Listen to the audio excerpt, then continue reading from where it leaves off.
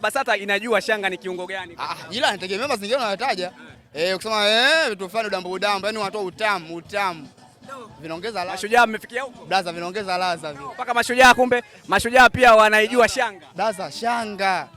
Wewe unaamini? Najiuliza Shanga ni moja au Shanga ngapi? Maana kila Shanga nasikia na historia yake moja sio na maana gani. Walioiona wamesema ni moja alafu ilikuwa nyeupe kama sikosei. Mimi sijaiona blaza. Ila nataka nihakikishe mimi leo ipo. Unatarajia leo kuione. Shanga zikifanya hivyo. Wala mwenye blaza. Hatari sana. Blaza hatari. Mashujaa mnatarajia leo ndani muone Shanga. Blaza.